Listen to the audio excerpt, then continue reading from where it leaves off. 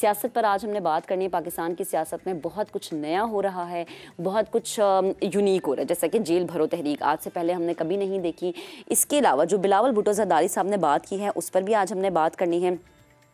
Supreme court में इंतखाबात असखुद case के जो तीसरी समाअत है आज होगी। चीफ जस्टिस उमर अता बंदयाल जो हैं इसकी सरबराही में 9 रुकनी बेंच सुबह 11:30 बजे जो है वो समाअत करेगा। सुप्रीम कोर्ट में होने वाली समाअत के लिए हुकूमती इत्तेहाद और वकला बिरादरी की जानिब से अलग अलग मुतफर्रिक दरख्वास्तें भी दायर की गई हैं। मुस्लिम लीग नून, पीपल्स पार्टी और जमीयत उलमा इस्लाम की मुश्तरका दरख्वास्त में जस्टिस एजाजुल एहसन और जस्टिस मज़ाहिर अली नकवी को निकाल कर फुल कोर्ट समाअत की इस्तदा की गई है।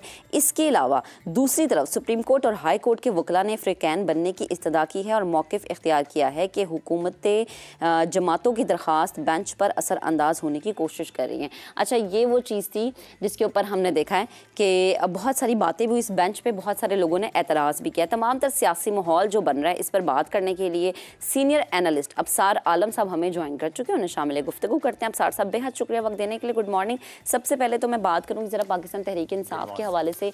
जेल भरो तहरीक का आगाज़ उन्होंने कर दिया है, लेकिन आई थिंक उन्हें वो कामयाबी हासिल नहीं हो रही जिसकी उन लोगों ने ख्वाहिश की थी।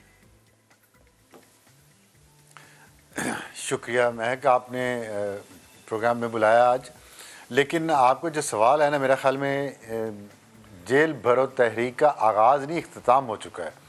तो वो आगाज़ से पहले ही उसका इख्तिताम हो गया था। और जिस तरह की इतलात आ रही हैं, जो लोग जेल में गए भी हैं, इत्तफाकन चले गए हैं। वो पहला दिन था लाहौर में, तो वो तस्वीरें बनाने गाड़ी में बैठे तो गाड़ी में उन्हें भर के ले गए।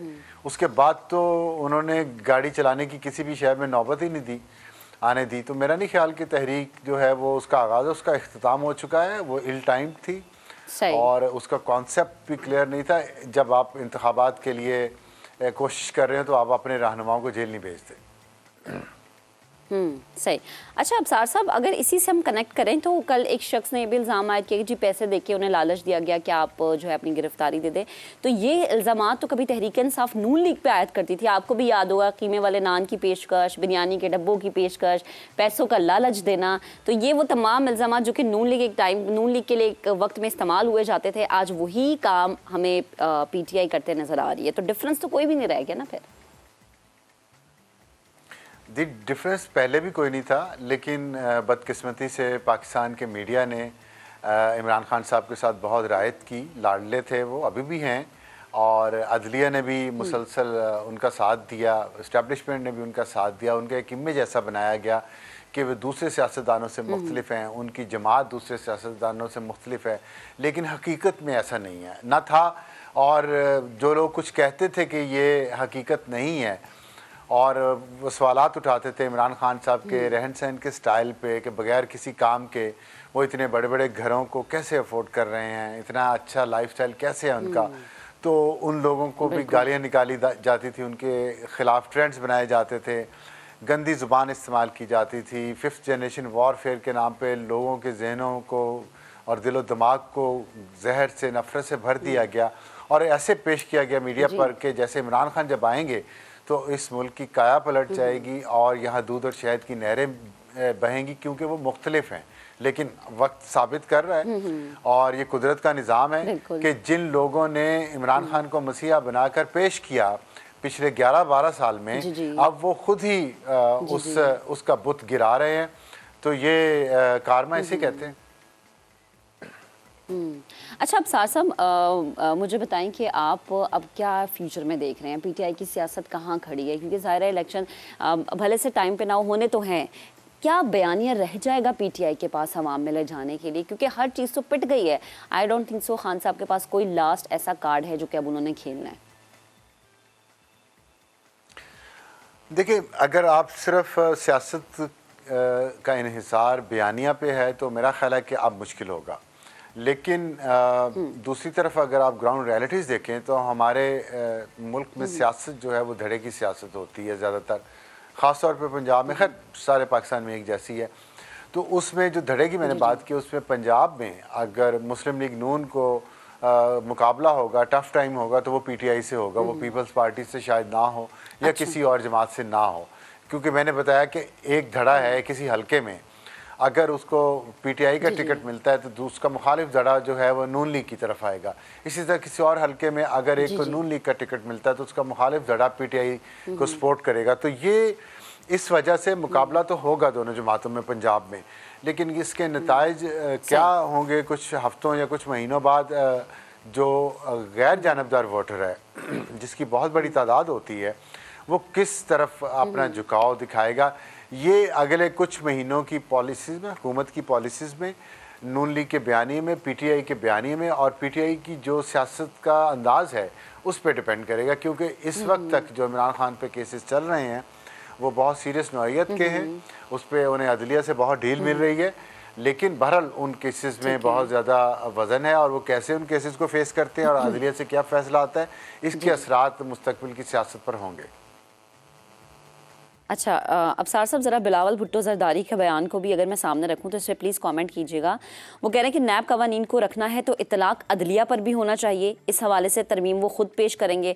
मजीद उन्होंने ऐड किया कि लाडले को बचाने के लिए आइन फिर से लिखा जा रहा है और ज़मान पाक के वज़ीर आज़म के लिए अपना मजाक बनाया जा रहा है, इंसाफ देने वाला इदारा आपस में लड़ रहा है। तो किस तरफ इशारा था बिलावल भुट्टो ज़रदारी का? उनका इशारा ज़ाहिर है जी मौजूदा अदलिया की तरफ है और उनके बेशतर जजेस की तरफ हैं, जिनके बारे में लोग उंगलियां उठा रहे हैं, बात कर रहे हैं उनकी जानिबदारी पे, और उनकी इमरान खान के लिए मोहब्बत अब किसी से ढकी छुपी नहीं रही। मोहब्बत जजेस को किसी साहिल से या किसी सियासी लीडर से होना ये बहुत ही अनोखी बात है, और आप ये कह सकते हैं कि झुकाव है या उनकी सोच है, लेकिन यहाँ तो मोहब्बत है और नज़र भी आ रही है।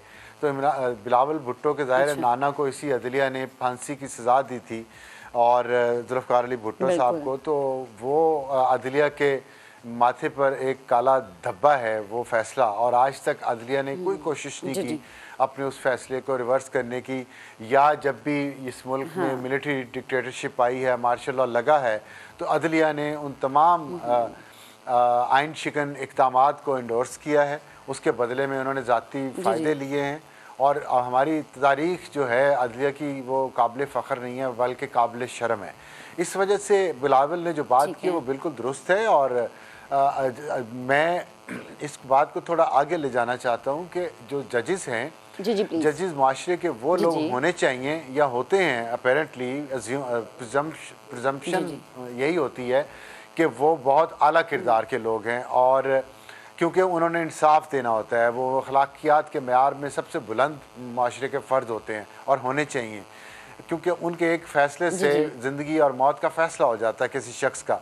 तो अगर उन जजेस के किरदार पर कोई उंगली उठाए और उन पे कोई इल्ज़ाम लगे, चाहे वो गलत हो, तो ये फ़र्ज़ है निज़ाम का और एहतसाब। बिल्कुल अफसार साहब, बड़ा मुअज़्ज़ज़ हमारे लिए इदारा है, और ये तमाम इदारे वो हैं जिनके खिलाफ आई डोंट थिंक सो के बयानबाजी थोड़ा सा ना बड़ा सेंसिटिव हो जाता है ये मामला, और फिर ये बड़ा स्ट्रॉन्ग पिलर होता है। अच्छा अफसार साहब, मुझे ज़रा इलेक्शन के हवाले से एक क्वेश्चन आपसे पूछना है कि हमने अभी रिसेंट डेज़ में देखा कि चौधरी परवेज़ इलाही ने PTI को ज्वाइन किया। क्या चौधरी परवेज़ इलाही की ज्वाइनिंग PTI को स्ट्रॉन्ग कर सकती है? या चौधरी परवेज़ इलाही साहब PTI में अपना उतना अपने लिए स्पेस बना सकते हैं जो कि उनके लिए काफलीक में थी?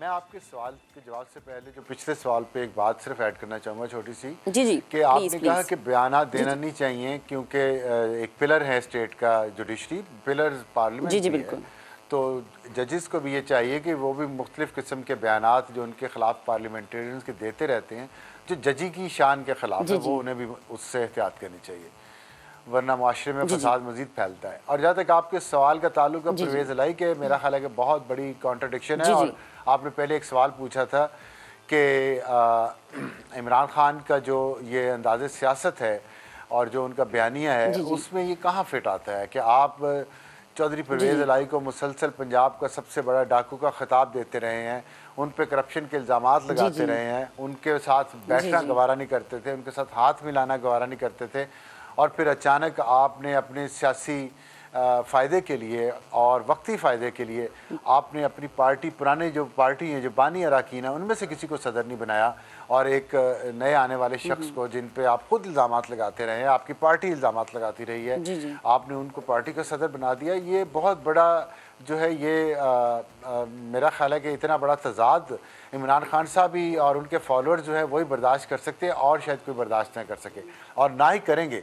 देखिए जो मैंने अभी आपको बात की ना, जो स्विंग वोटर्स होता है, जो फेंस पे बैठे हैं, जिन्होंने अभी फैसला नहीं किया किधर जाना है, वो इस तरह के फैसलों से, इस तरह की तजादात से वो अपना जहन बनाएंगे और ये इमरान खान साहब के खिलाफ जाएगी बात।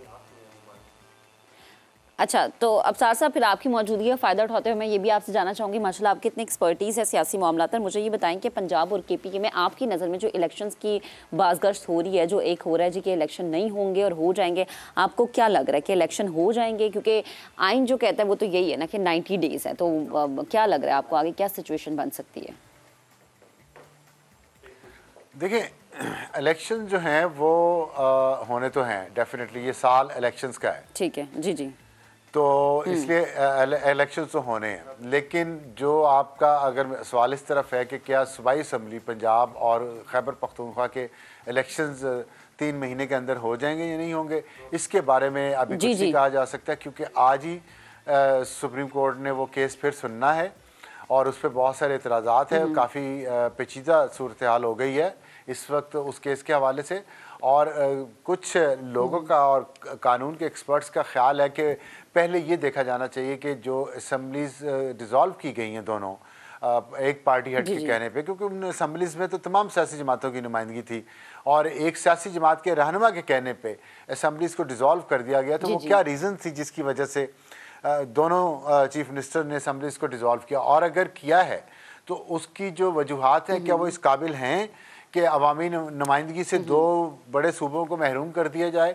तो इस अगर बुनियादी सवाल ये हो गया और अगर असम्बलीज की डिसोल्यूशन की जो वजूहात हैं वो मजबूत ना हुई और असम्बलीज दोबारा बहाल होगी, तो फिर तो ये इलेक्शन नहीं होंगे, वक्त पे सारे इलेक्शन होंगे। और वैसे भी पाकिस्तान की में रवायत है हमेशा से कि कौमी असम्बली और सूबाई असम्बलियों के इंतखाबात एक ही वक्त पे होते हैं, वरना छोटा मुल्क है, इंडिया की तरह नहीं है, छोटा मुल्क है इसलिए रिसोर्सेज भी कम है। और अगर इस तरह हुआ कि सूबाई असम्बली के इलेक्शन अलग हुए, कौमी असम्बली के अलग हुए, तो बहुत ज़्यादा ख़तरात है उसमें फसाद के भी, और नताइज को कोई कबूल नहीं करेगा, क्योंकि हुकूमतें और हैं, निगरान हुकूमतों पर दबाव होगा वफाकी हुकूमत का, और तो इलेक्शंस के जो शफाफियत है उस पर सवालात उठेंगे। और सिर्फ इसलिए कि इमरान खान साहब ये चाहते हैं कि मेरी हुकूमत थी, मैंने उसे गिरा के अब मैं दोबारा बनाना चाहता हूँ, तो ये कोई रेत के घरौंदे तो नहीं है कि आपने गिरा लिए फिर बना लिए, गिरा लिए फिर बना लिए। तो थोड़ा कौम और मुल्क का भी ख्याल करना चाहिए और एक ही वक्त पे इलेक्शन होने चाहिए। सही, बड़ा ज़रूरी है अब्सार साहब कि अब कौम और अवाम और मुल्क के बारे में और रियासत के बारे में सोचा जाए। बेहद शुक्रिया, आप हमारे साथ मौजूद थे गुफ्तगू, और उस सोचने के लिए ज़रूरी है कि सब लोग एक मेज़ पर बैठ के मुत्तफ़िक फ़ैसला करें, जो कि लगता बड़ा मुश्किल है।